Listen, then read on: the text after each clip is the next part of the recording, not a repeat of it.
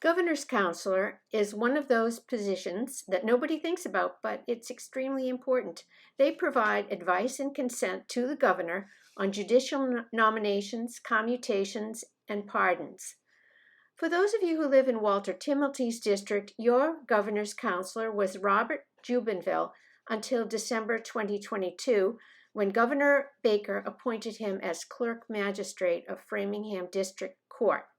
The District 2 governor's counselor position has been vacant since then. Jubenville is now running against Walter Timilty for Norfolk County Clerk of Courts. So it's been a bit of a domino effect that's left this governor's council seat wide open. There are currently 4 candidates running. 3 are here today: Muriel Kramer, David Rezovich, and Tamisha Civil. The 4th candidate, Sean Murphy, was unable to attend. I'm going to invite them up and ask them to give like a 1-2 minute introduction to themselves. And then after they're done, you can ask questions if you'd like. All right. So Muriel, why don't you come up first? Great. Thank you so much. Okay, great. Thank you all so much for having me here. My name is Muriel Kramer, running for Governor's Council. I am a lifelong resident of Massachusetts. I am a United States Air Force veteran. I am a licensed clinical social worker. I've lived in Hopkinton for 32 years, where my husband and I have raised our 6 children.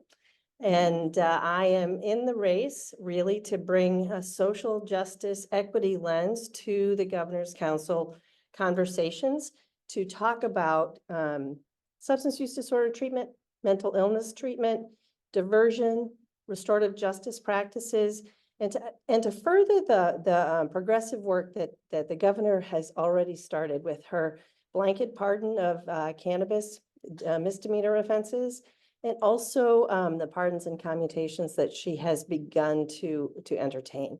So I really, my professional work, I work in healthcare consulting, elevating the voices of those that are most marginalized in the systems.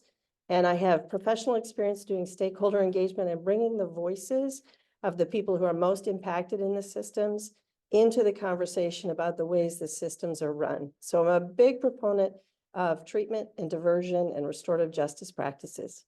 Thank you. So our next candidate is David Rezovich. Yeah, you said it perfectly, and most people don't. Hi, can everyone hear me okay? Hi, okay, I'm attorney Dave Rezovich. I am also running and hopeful to be your next governor's counselor if you live on that particular side of Braintree. I know that our district is 37.5 towns, and it's been half of towns before. It's changed before. This time Braintree is one of those towns that split. I'm originally from Brockton. I went to high school, public high school in Easton, Olive Ames High School. I now live in Needham. All 3 of those towns are also in the district. I am a father of 3, and I've been a busy trial attorney for about 27 plus years. I started off in the 90s, and I was a public defender. And as my colleagues know, I started off really believing in being a public defender when Governor Romney came into the State House and wanted to cut that program. So I found myself getting politically active as we ran into the State House to fight the governor on trying to reduce the budget on what is actually a constitutional right to counsel. I then became the president of my local bar association, and I was lucky enough to catch the attention of Governor Deval Patrick when I was appointed to his judicial nominating commission. So what the Governor's Council really does, the bulk of their work is to approve the appointment of judges. It does do some other work on commutations of sentences and pardons and appointments of other important roles like the Board of Industrial Accidents and the Board of Appeals. But it mainly appoints judges. And if you do want to be a judge in Massachusetts, the first step is at that judicial nominating commission. If you pass through the governor's JNC, then you are sent to the Governor's Council. So when I was on the JNC with Governor Deval Patrick for 7 out of 8 of his years, I worked with then Governor's Counselor Bob Jubenville and Christopher Ianella, who holds, I think, the other side of Braintree, and the other 6 of 8 governor's counselors. So I have experience in this. I am very excited and hopeful to become the next governor's counselor to get back to doing this type of work. And I would appreciate your consideration at the election in September. Thank you so much. And our final candidate tonight is Tamisha Civil. Good evening, everyone, and thank you for having me this evening. My name is Tamisha Civil. I'm a mother, and I live in Stoughton for the last 13 years with my family. I'm a public servant, and I have a criminal justice and leadership master's degree from Northeastern, and I'm an associate probation officer out of the Massachusetts Trial Court, and I'm a legal advocate for a domestic violence shelter. And I've worked for the Suffolk County's Attorney's Office as a victim witness advocate. I'm running because of my professional and personal experience. One of my personal experiences that I had my first cousin who was incarcerated for a murder that he did not commit. He was in jail for 27 years and was exonerated from all the charges 2 years ago. And I stand before you because I feel that I could be an advocate, not only your next governor's council, but an advocate for the families in District 2. As an associate probation officer, I help people re-enter into the community. And one of the things that I've seen is that substance abuse is a disease, and we should treat it as a disease. And instead of incarcerating people who are combating a disease, we need to provide treatment programs to put them back into the community to be contributing members. And I vow to fight for all families, regardless of your zip code, where you're from, because this seat should not be for political interest or just electing judges just to elect. Judges contribute in your life for good or for bad. And I'm here to fight, and I'm here for the long haul. This is not my first time running. I ran for state rep 2 years ago, came up short and against an incumbent, but this seat is open. And you don't have to be an attorney to run for governor's council. You simply have to have the qualification and the experience. And my experience has put me in a position where I can not only advocate, but fight for all families that are combating in the criminal justice system. And mainly to make sure that when anyone steps into the courtroom, that you have an experience with a judge that understands where you're coming from, but not only gives you justice, but make sure that you have an experience that you feel that you are heard. And that's why I'm running for governor's council. And again, thank you so much for your time. And Thanks very much for your introductions. Our Q&A will begin with a question from David Shaw. If I could, I'd like to ask the candidates in the order that they spoke, what changes, if any, would you have in the Judicial Nominating Commission or the procedure for nominating and approving judges in the Commonwealth? Thanks so much for the question. So I don't think that I'm advocating for sweeping change, but for expanding the process to include questions that challenge nominees on their record in terms of systemic racism and equity, right? So we know that we have a long way to go to build in equity into the system. So I hope to bring the voices and questions of people who are most impacted, negatively impacted by the legal system into the conversation. So it's not just about the judge's record, not just about their temperament, those are important things, but also about their ability, I guess what I like to think about it as to embrace or have a growth mindset so that we can talk about the ways that we know we need to adjust the way we deploy the legal system so that people who are poor, people of color, people with mental illness, people with substance use disorder are not necessarily automatically disadvantaged in the system. So fundamentally, the system should work exactly the same as it does for us in this room for everybody. And we know the research tells us that it doesn't yet. So I would focus a lot on diversity and also acceptance of the reality that biases, implicit and explicit biases have impacted people in the judicial system. And most importantly, sort of, obviously, we know we don't want to go backwards, right? We know we've seen that nationally. But we also don't want to just maintain the status quo. We want to get better. And we want to get better in terms of equity so that the justice system really does work the same for me as it does for everybody else in the system. And those are the kinds of questions I'd ask. And I am, in my day job, I'm in healthcare consulting, and I look at data all the time. We know that we can't necessarily improve systems if we don't measure for success.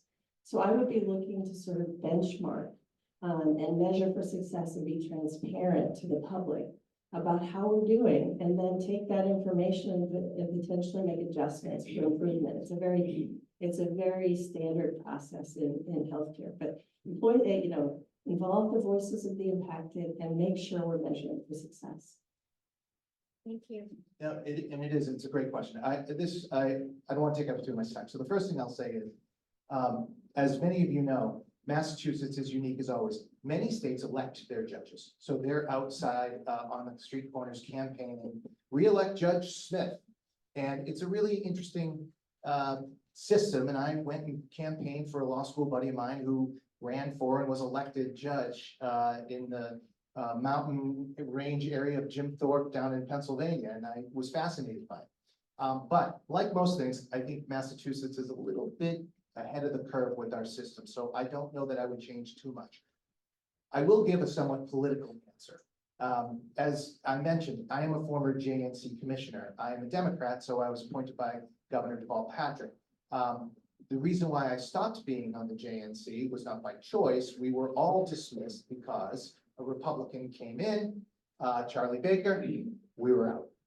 And what happened? Well, a conservative, or I should say more conservative, JNC took the job or took over the role, and we saw a slightly different credentials and look of judicial candidates going to the governor's council. And to be candid, it was more white males, more older white males. When I was on the JNC with Deval Patrick, we appointed more minority judges, more women judges, more LGBTQ judges than ever before and ever since. So that's where the politics come into judicial appointments, because the JNC is a standing order of appointment for 1 year, typically renewed by the governor's choice. So he or she gives you a year. If they like you, you get another year and another year and another year. But with a Democrat in office, they're certainly not going to appoint conservative attorneys to the JNC. To back up a step, it's true that you don't have to be an attorney to be on the governor's council, but you do have to be an attorney to be on the judicial nominating commission. You also don't technically need to be an attorney to even become a judge, but last time I checked, 399 out of 399 of our state judges are attorneys. Because what the JNC really needs to look into and the governor's council needs to consider and then vote on is, what are the qualifications of these judicial candidates? Because once you make an appointment in Massachusetts, you've got that judge till he's 70. So when I worked for Deval Patrick, he liked young judges. And we interviewed and advanced some people that were younger than me. And I was 10 years younger at the time. I'm in my 50s now, I was in my 40s then. We're appointing judges in their mid-30s that were going to be on the bench for 30 plus years. And as a trial attorney, and you may know, if you get a bad judge who's appointed for a long time, it's a problem. It's painful. And I've seen it, and I'm sure you've seen it, especially in those, Quincy District Court is a big court. My home court, Brockton's a big court, but you go off to Stoughton or Rentham, and there's a one or two courtroom courthouse, and there's a bad judge in there that is a little too tough on crime and minimum mandatory sentencing. You can't avoid it, and it's a problem. So the governor's council can put their foot down. I'm sure all of us would never vote for a judge that's pro-life. Because we don't want to become the next Supreme Court of the United States. But we're Massachusetts, we're better than that. So if I would change anything, I would like a little bit of bipartisanship at the JNC level, because I'm confident that the Governor's Council will remain Democratic. And we can continue to advance judges with strong Democratic ideas. Thank you. I am Tamisha Civil again, and I would agree with my opponents that I would not change anything when it comes to having judges vetted to be nominated. But what I would change is that I would ask more questions in the vetting process to make sure that judges understand what the people of District 2 is looking for. Asking questions as far as what kind of communities have you worked in? Do you understand what mental health is? Do you understand domestic violence? Do you understand abuse, elder abuse, or when people are taking advantages of our elders' finances? Do they understand the needs and concerns of people who come into the court? Like I stated, I'm an associate probation officer. 40 hours a day, I sit in a courtroom, I watch the judge, I sit next to the judge, I provide them records, I provide them recommendations from probation. But one thing that we need to understand, you may be an attorney, but you don't understand everything, you don't know everything. I've sat in courtrooms where defense attorneys, they don't know what's going on with the case. Some people get nominated, some people become judges because of political interest. Some people become judges because they know someone or they have connections. But what I would like to do is make sure a judge that is nominated understands the concerns and the reality of what people are going through, especially women who are combating domestic violence. When restraining order is needed, when a woman is pleading and crying, that they are getting the justice and the restraining order that they need. When a person is fighting substance abuse and picking up charges from shoplifting, we know this person has a disease. Do we incarcerate them? Or do we provide them resources? Do we provide them a program to put them in so that they could be sustainable and be able to go back into the community and to contribute? Oftentimes, most judges, when they come in, they have, say, business background or finance background. They put them right into criminal. They don't know what's going on, so they just throw the books. But judges have discretion. So I would like to ask questions to find out what it is that you know about this community. What is it that you know? What experience do you have? Do you understand what it means to have mental health? Those are the questions I would like to ask judges when they come in to be nominated to become a judge. Oftentimes, there's a disconnect, and I'm fighting for the people. And I want to make sure that everyone that comes into a courtroom, starting from getting a speeding ticket or restraining order or substance abuse, whatever the case may be, because judges listen to all types of cases. But I want to make sure that whatever their case is and whatever they're sitting on the bench for, that they understand. When a woman is going through a divorce, even a man is going through the divorce. We need to understand, judges need to understand the rights of a woman. They need to understand juvenile cases. When a parent is crying for help, not just to put their child in juvenile detention, but making sure that the judge knows, okay, we're not going to put them in juvenile detention, but we need to have resources, something set in place to put this child so this child can be restored back into the community. I want to ask questions. I want to know their background. I want to know why they want to become a judge and what impact they will have for that town. That's what I would like to do. Can you tell me something about the district you're going to be representing and your connection to it? I'll start. What I would say is that I ran for state representative twice. 3 of the towns are Avon, Stoughton, and Canton. So I ran for that town. They know me. I know the concerns. I'm part of the Stoughton Canton Sustainable Energy Committee. I'm Stoughton town representative in my town where I live. I'm part of the Diversity and Inclusion Committee. And I'm also a commissioner for the Massachusetts, Eastern Massachusetts of Women. I'm part of everything.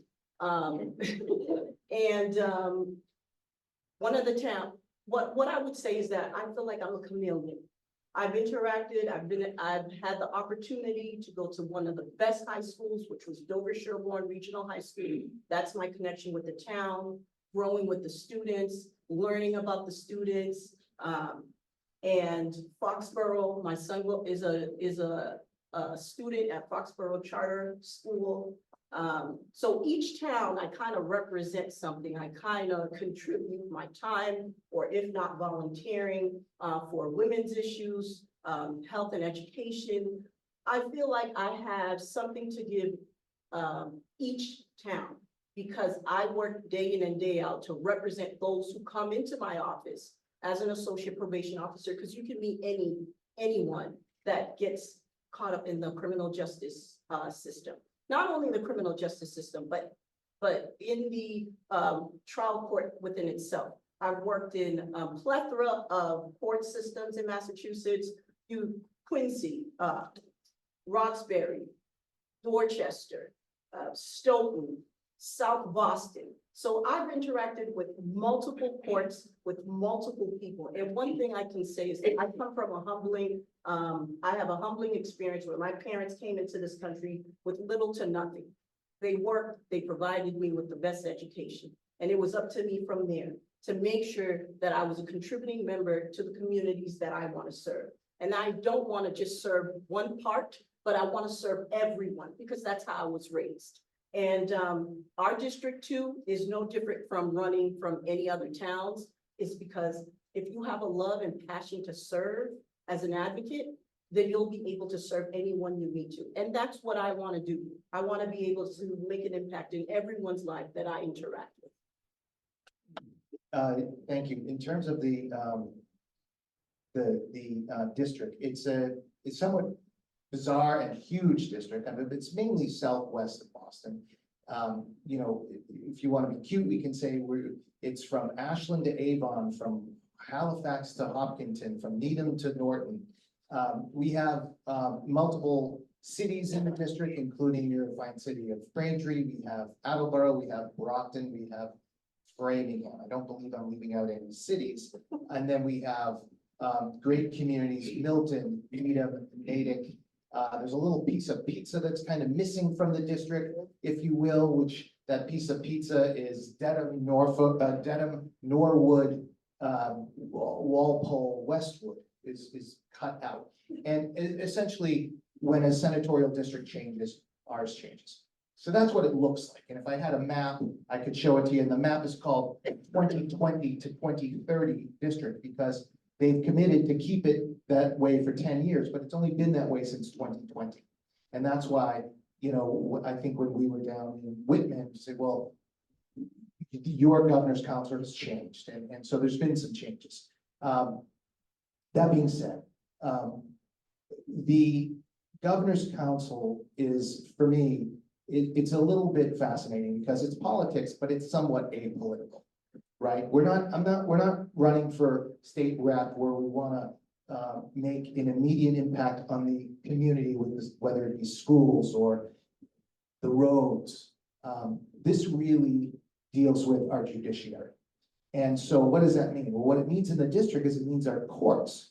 So it doesn't necessarily mean Quincy District Court, because Quincy's not the district, but Quincy affects the lives of the people of Braintree.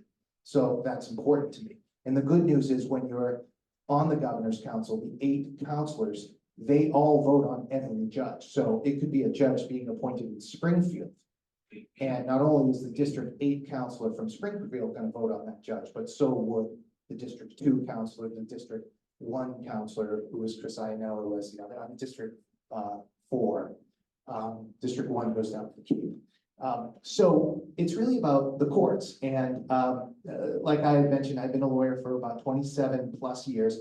I have tried over 50 cases to verdict, jury trials, civil trials, housing trials, probate court. I've practiced in the Board of Industrial Accidents. And you're really, you sit there, you wait for your case to be called, you know how it is as an attorney, you're sitting in court, you get to know judges, and you know what makes a good judge and what doesn't make a good judge. What will be important to me if I become the governor's counsel for District 2 is what type of judges are we gonna have in the Commonwealth, but more importantly, what kind of judges are we going to have sitting in the Framingham District Court, in the Brockton District Court, in the the Stoughton District Court, and the Superior Courts and the housing courts of our district. Because I want to be the voice for those citizens. And, like we've talked about, yes, there are important and interesting issues that involve livelihood in the criminal sector. But there's also the probate court, where people go in, litigants go in on issues of custody, visitation. There's people facing eviction in the housing court.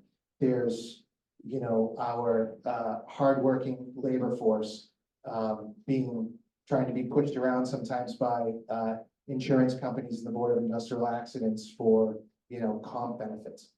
So those are the judges that affect those people's lives. And that's the importance of knowing the community. I've never lived anywhere outside of this district. I was born in Brockton. I went to high school in Easton, bought my first house in Natick. I now live in Needham. Those are all towns in this district. So, thank you. Thank you. Yeah, great question. So it is a crazy district, thanks to Dave for giving us the map. I have learned more about the geography, though I'm a lifelong resident. I can now get around the state much better now that I've been chasing around doing the signatures.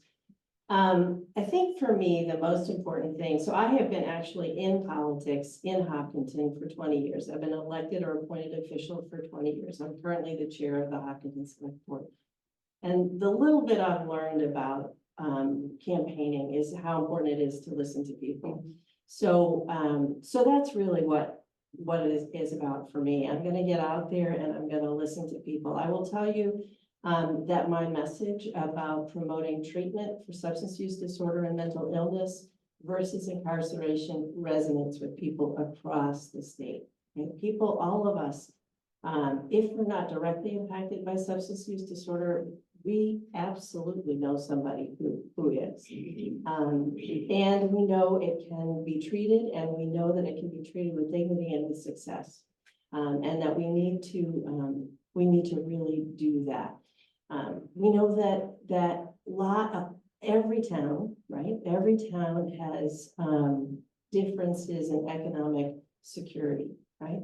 And that message resonates with people, that they want people elected to the governor's council who are gonna make sure that they focus on equity so that folks that are less resourced don't experience negative impacts when they come before judges. So it really is important to vet judges for their experiences, personal and professional, and their openness to consider people's background and struggles and needs rather than just straight incarceration. We all know that we have over-incarcerated in the United States, including Massachusetts.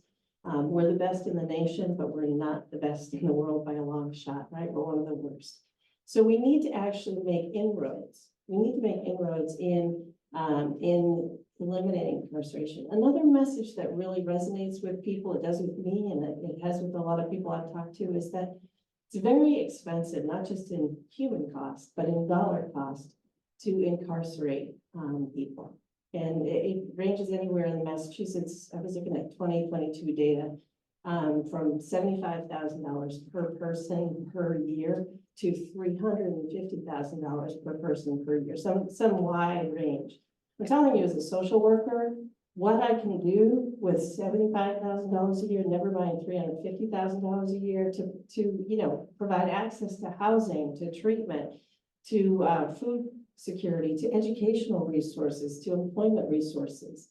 Our system continues to punish people after they serve their sentences. So the Corey laws and things like that, and elevating those conversations to challenge people, progressive Democrats, to do better is what I really hope to do. Will this change happen overnight? No, it won't happen overnight. But this conversation really needs to happen in every corner of the state. And I think that while districts are different, some are more urban and some are more rural and everywhere in between, many people understand the challenges, and equity is, it's not to put too, not to be facetious, it's the topic of the day. We all get it. And we all know that we're responsible for doing what we can to elevate equity in the system. So I really think that while the district is very broad, the issues that really concern people are not that different, unless, of course, you are actually directly impacted by the system. And those voices do need to be elevated so we really understand the negative impact that people are experiencing and how we can balance the need for accountability and compassion. So if I was to, it's really important.